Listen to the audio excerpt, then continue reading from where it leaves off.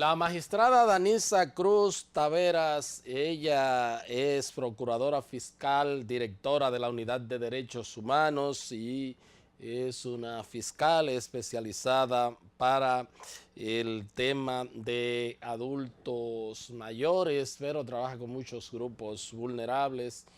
Y quisiera quise invitar a esta amiga desde hace muchísimos días, porque como ven ella es bastante jovencita aún, para que me ayude a entender todo este tipo de trabajo tan importante que se está haciendo a favor de esos sectores y que trasciende muy poco la opinión pública. Magistrada, ¿cómo anda todo, caramba? Muy bien, muchísimas gracias por la invitación.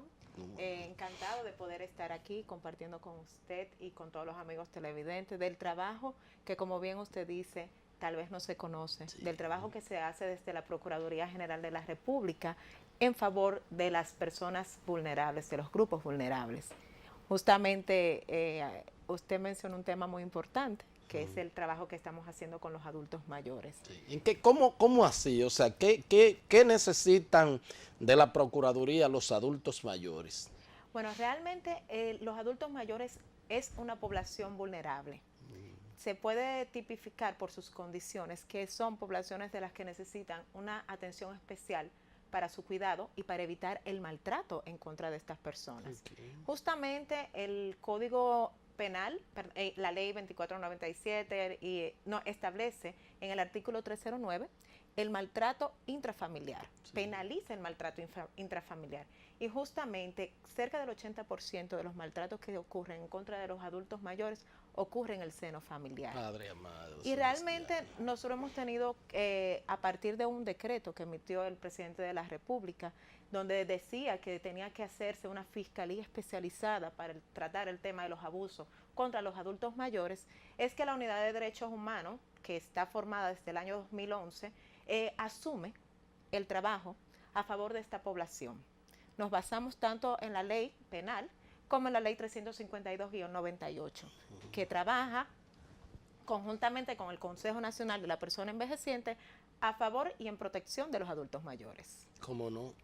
Pero me dice que los adultos mayores son víctimas en su mayoría, lo que son víctimas, por supuesto, son sus propios familiares quienes los maltratan.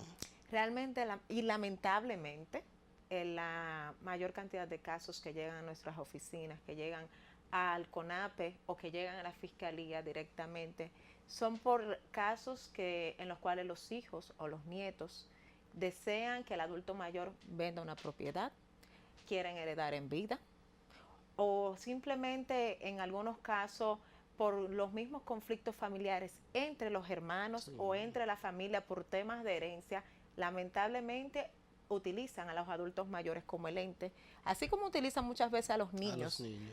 Utilizan al adulto mayor como el centro del conflicto familiar.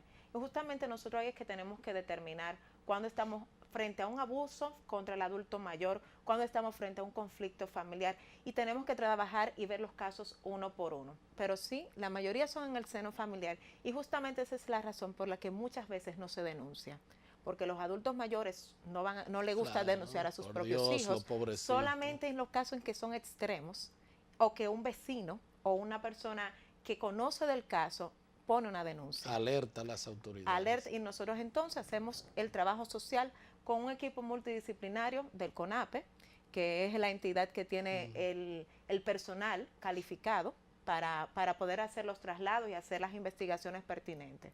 Pero es lamentable que realmente el tema sea dentro de las mismas familiares, y muchas veces no solamente es el maltrato económico, también el tema de que no tienen paciencia para tratar a los adultos, sí, mayores y le gritan. Existe el maltrato psicológico, el pecuniario, y en casos extremos el maltrato físico en contra de ellos.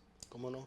¿Cómo cuando pueden constatar cuestiones así, cómo podría, además de la asistencia que le da CONAPE, ustedes judicializar un tema de esa naturaleza, en vista que, como usted dice, el adulto mayor es difícil que pueda presentarse como querellante por el asunto, bueno, no voy a hablar de mi hijo, de mi nieto, no me voy a prestar a esto. Es difícil judicializar un caso de esa Bueno, naturaleza.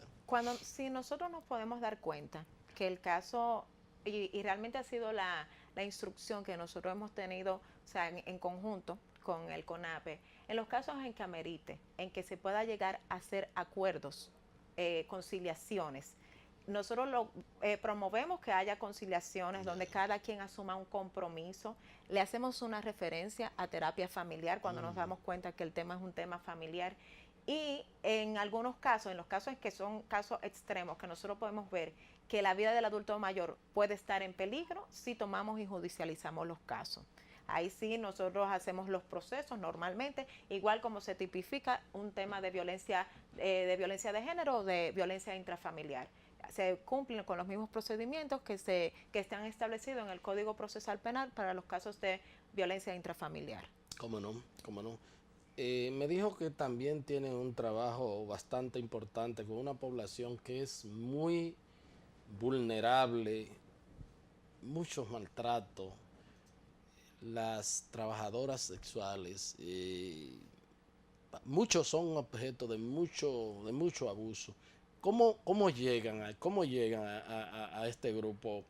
Ellas por suerte se están organizando ahora y eso le puede facilitar a ustedes trabajar con las asociaciones.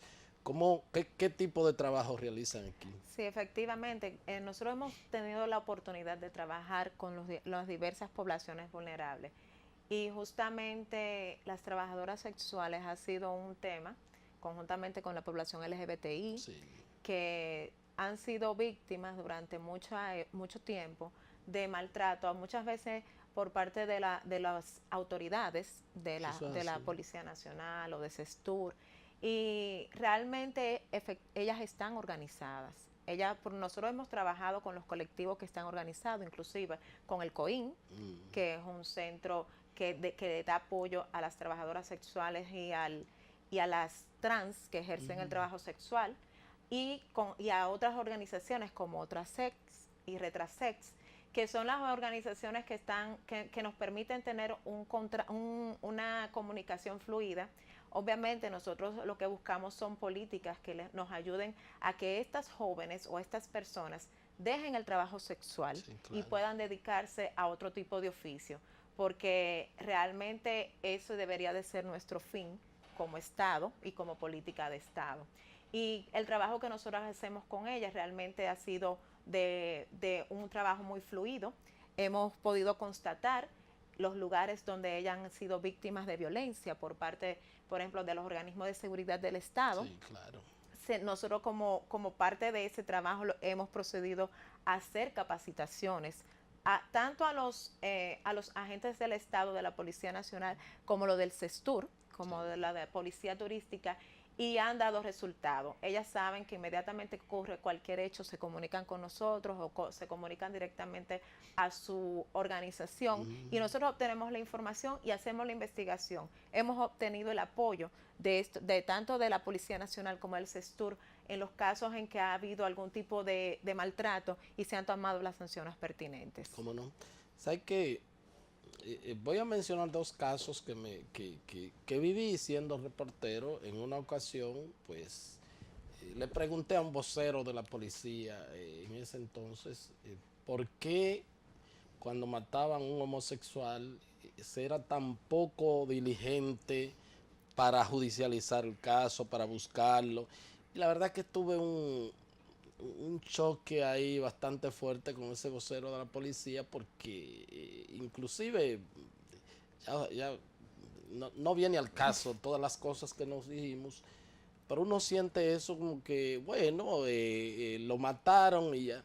Y el otro caso fue también porque siendo reportero me denunció una muchacha que coordinaba un grupo de trabajadoras sexuales, las víctimas que eran principalmente de agentes policiales, en el sentido de que no solamente le quitaban dinero, sino que inclusive la violaban prácticamente. O sea, era una violación lo que se sometían. Y denuncié eso varias veces siendo reportero. y bueno, pues a veces decían, bueno, se están estableciendo algunos mecanismos de lugar para que eso no suceda, pero como que es una práctica bastante vieja y estos grupos vulnerables como que se le tiene como si no fueran seres humanos, si no tuvieran derechos y qué bueno. Ojalá y esta conciencia llegue a los estamentos altos de la institución, porque la verdad que todavía veo que se siguen denunciando prácticas en ese sentido. Bueno, gracias a Dios nosotros hemos ido avanzando con el tema, porque el tema, estos actos discriminatorios, porque lo que usted está diciendo son actos discriminatorios en contra de una población, de poblaciones en específico. En el caso de la población LGBTI, o irregularmente son cuando matan mujeres trans. Sí, exacto. Donde en esos casos no se le daba continuidad. Se ha hecho un trabajo en conjunto con los colectivos que trabajan con las mujeres trans y el Ministerio Público. Inmediatamente ocurrió un hecho, le puedo decir que nosotros les damos seguimiento desde la Unidad de Derechos Humanos directamente con el fiscal que esté trabajando el caso. Y le puedo decir que nosotros hemos obtenido 5 sentencias condenatorias. Qué bueno. En un año, que ya eso es un paso muy importante. Y los casos en que ha ocurrido un hecho tienen procesos abiertos, ya tienen o medida de coerción y se está trabajando en temas de acusación. Esos casos no han quedado impunes y se le puede decir que trabajar directamente con la población, cuando ellos pueden retroalimentar, sí, y además nos ayudan, por ejemplo, a asesorar. Muchas de las víctimas no quieren poner las denuncias de los familiares de las víctimas y ellos le dan el seguimiento conjuntamente con abogados que incluso desde la Procuraduría, desde la Unidad de Representación Legal de los Derechos de la Víctima, les hemos asignado para que le den continuidad a los casos, en el caso de mujeres trans que han sufrido, que han sido víctimas que han sido asesinadas de forma violenta. Y ya muchos fiscales, casi todos los fiscales, por no decir, están sensibilizados con el tema y saben que tienen que darle seguimiento porque hay que darle una respuesta a los familiares y también nosotros tenemos que dar respuesta a nivel internacional. Qué bueno. Y en el caso de la policía, yo le puedo decir, o de los organismos de seguridad del Estado, le puedo decir que hemos ido avanzando. Nosotros inmediatamente tenemos la información de algún hecho, llamamos al Departamento de Asuntos Internos o llamamos al Departamento de Inspectoría e inmediatamente se toman medidas administrativas como establece la ley, porque hay que respetar los procesos. Lógico. E inmediatamente se traducen a la justicia en los casos en que son inminentemente sancionables. Cómo no, de manera que hay también una conciencia se está creando conciencia en esos organismos. Claro, no somos un Estado perfecto, no, todos estamos para mejorar, para perfeccionarnos, pero por lo menos ya no queda esta práctica de manera impune, sino que podemos decir que se ha ido trabajando con el tema, que vamos camino a seguir mejorando y que nosotros lo que tenemos que hacer es tomar los correctivos en los casos en que ocurran estos hechos. Bien, excelente. Solicito la anuencia de la doctora Danisa Cruz Vargas. Ella es procuradora fiscal, directora de la Unidad de Derechos Humanos, también es una fiscal con especialidad para el trabajo y ya vieron qué buena explicación dio en el caso de los adultos mayores. Vámonos a una pausa ya, cuando regresemos venimos con la parte complementaria de esta entrevista.